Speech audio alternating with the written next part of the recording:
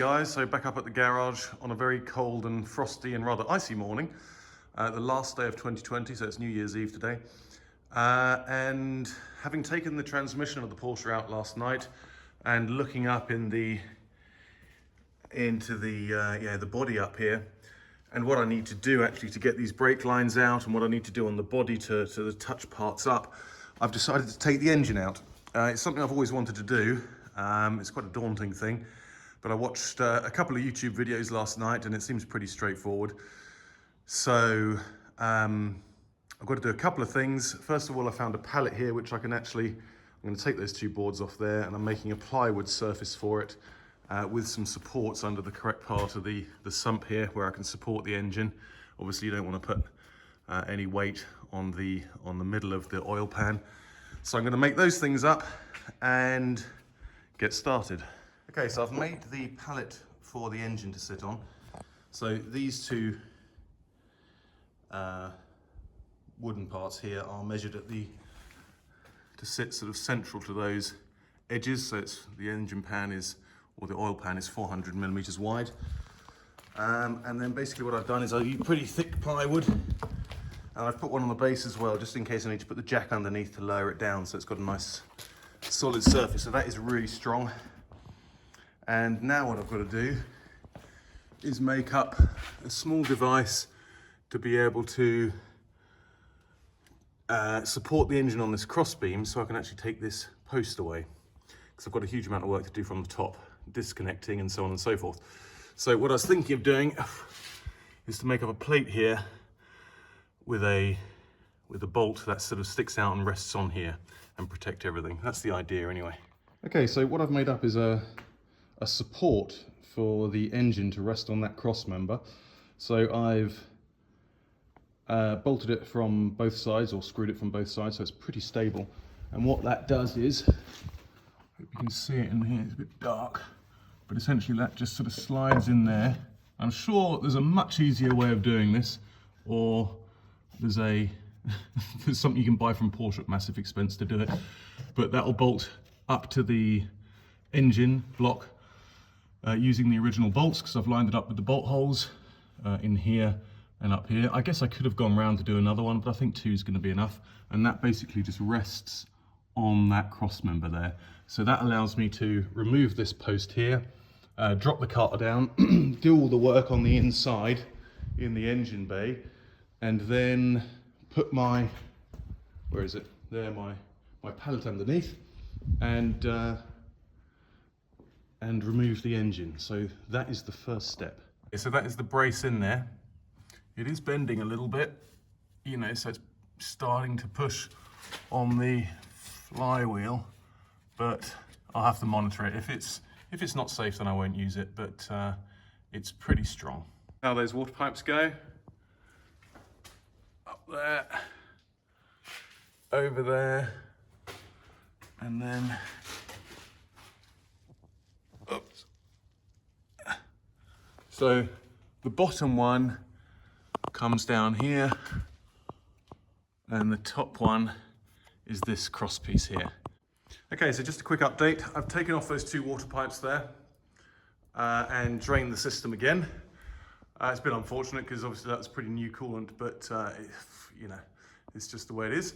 I've taken the pipe off there because it's very difficult to get off at that bended part there, so I just took it off there, and the pipe that's connected to the engine, the metal one. Now what I'm doing is I'm going to take the bottom screws off from the bumper so it's easier to get to. Unfortunately, the way my lift works, it sort of clamps these plastic bits to the body, so I can't get to the bolt for this cross brace. Get to all the others, but just not that one. So what I've got to do is I've got to take the brace away, or the support for the engine, because obviously mine is now sitting on that, and I've got to lower the car down and just lift the car at the back a little bit with the jack, so I can ease those out. But otherwise, I've taken off the anti-roll bar. And what else have I got to do? Basically, I'm just going to follow all of the steps online, but there's a whole bunch of stuff I've still got to do. But Yeah, I'm going to take the car down now. Okay, so I've just lowered the car down and I'm just sort of checking really how best that would work. That looks pretty good, you know. I mean, it's pretty stable on there. Obviously, it's going to be a bit sketchy when I lower the engine out, but that is all dead center with the jack.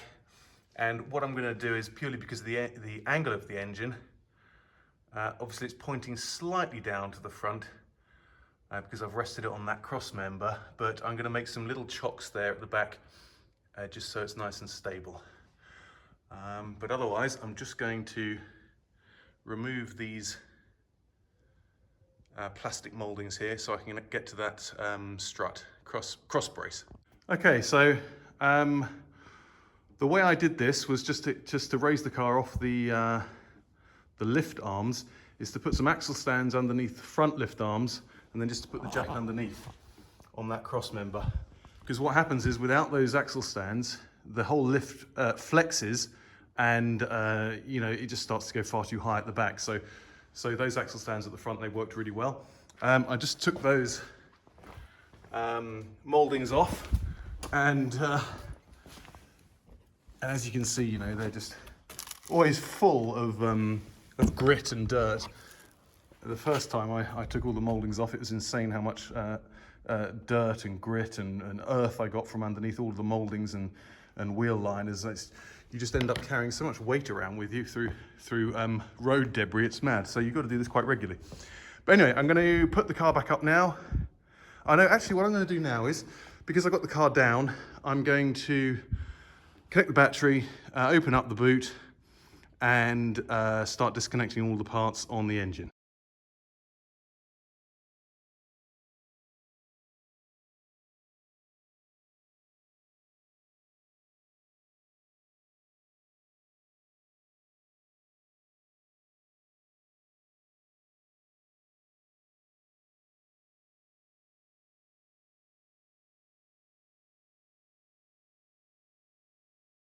So, quick update. I've got the secondary air pump removed, airbox obviously, I've got the O2 sensors disconnected, and I've just removed the bumper. So I'm going to check now which steps I now need to take. I've got to disconnect the fuel rail, I've got to disconnect the air conditioning pump. I'm going to leave the pump in there, I'm just going to disconnect the hoses. And I've just got to disconnect the power steering hoses as well. Things like the water tank, the water pipes, left and right. But yeah, making good progress. Okay, so I've disconnected this hose from here, from the reservoir. Sorry, this one from the reservoir. I have disconnected this socket from here. I've also got to disconnect this air line or vacuum line. I've disconnected the power feed to the engine, and disconnected the two comms cables. Okay, so I'm going to bring the engine down for the last time now. I'm going to line it up, put it on that pallet. I've made all of the disconnections, checked everything twice against the video. And what I noticed is, obviously, what I can find online is a 3.4 engine. This is a 3.6, and I've already noticed some differences with the fuel lines, the fuel connections, but actually they're easier on the 3.6. So I'm hoping I've got everything. I've counted the fuel lines from underneath to the top of the car. They're all disconnected as well as the air lines. So I am pretty much ready to go.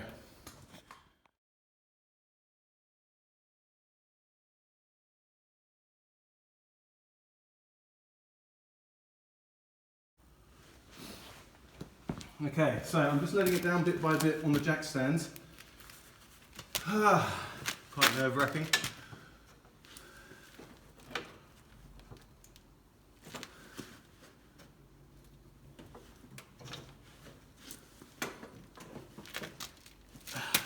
Keep having to try and check whether everything's disconnected. I didn't. The ground wire was still connected just now, and the small hoses to the pipes, you know, the exhaust pipes. But nothing is making a noise. Oops. Oh, fuck. Yeah, well, okay. Bent that a little bit. What's this? No. What's that? No. All good there. What about these? More water coming out. I think we go right down now. Down there.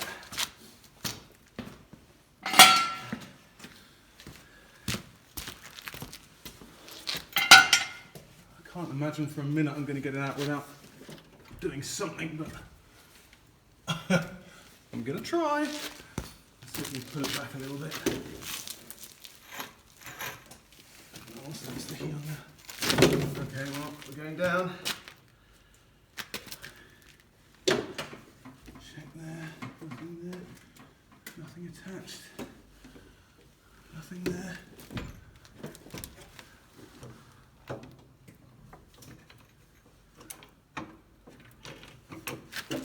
Jesus, this is insane. Oh God.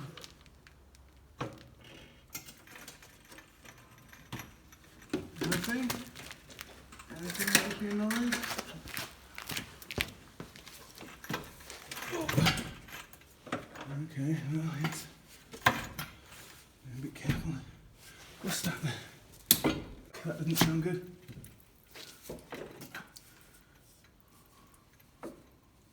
That's that, okay. Very, very fragile connector right on the end here. It's probably a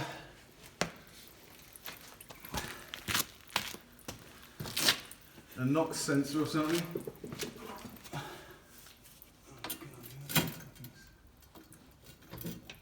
God, bloody no, it's also tight, it's insane. Okay, I think we're going to put the lift up in a minute.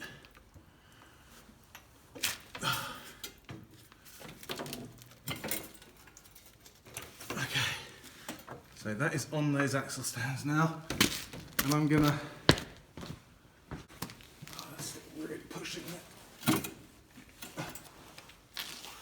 Okay, up we go.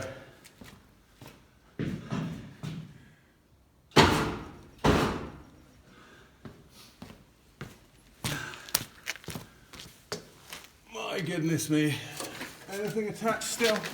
Nothing there, nothing there. Nothing there. Whew.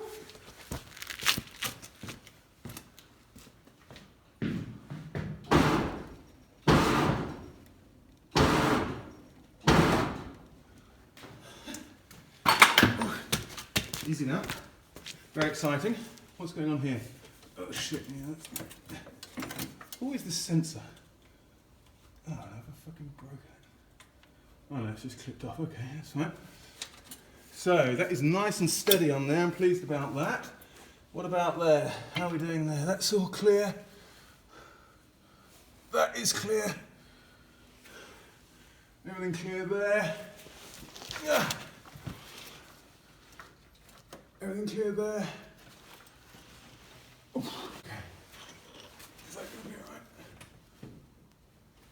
alright? Alright, just got to be a little bit careful of that oil-fed IMS. Good. Okay, what about that?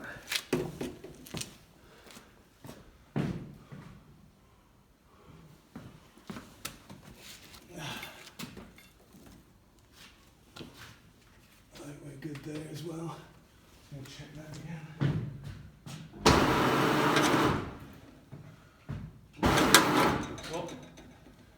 What was that noise? Nothing there. Oh shit, the oil filler.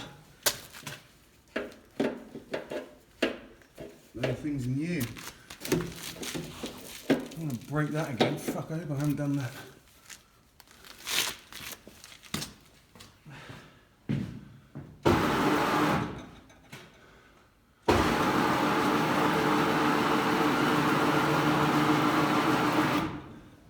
Oh man, we're free. I can't believe it.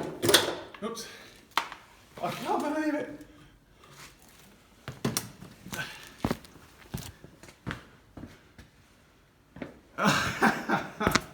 Wow. Look at that.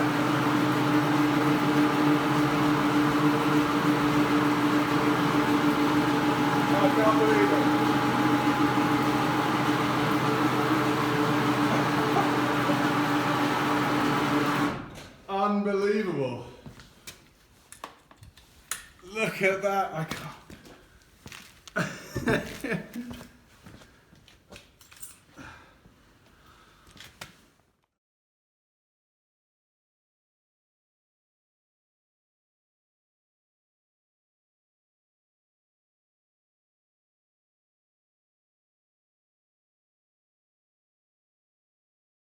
Look at the size of it, holy shizzle.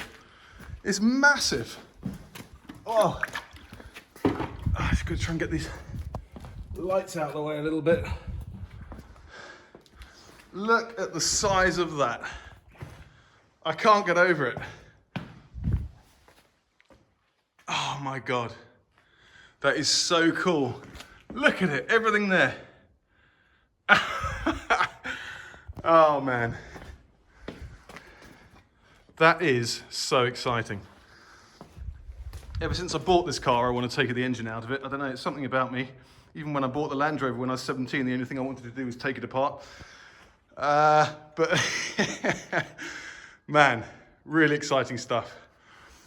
That took, I don't know what the time is now. Let's have a look, see if we can see the clock. Nope. It feels like 3 o'clock, 2:30, 3 o'clock. And I started at about 10 o'clock this morning, maybe a bit later. So that's gone really well. Obviously I had the gearbox out first, oops, over there. So I don't know if it makes much of a difference really. Taking it out together is probably easier, to be honest, but you don't have to piss about with these, you know, with this block that I made up to support the engine on that crossbeam there. It just all comes out together, but I'm happy with that because that sort of size makes it more manageable, although it's vast. So now that it's out, I don't know what I'm going to do now. I've got to check a few things, obviously. I've got to redo that brake line. That'll make it easier because I'll be able to get to all these water lines up here. But just look at that. It's just insane with it out. Look at the space. That is just so cool.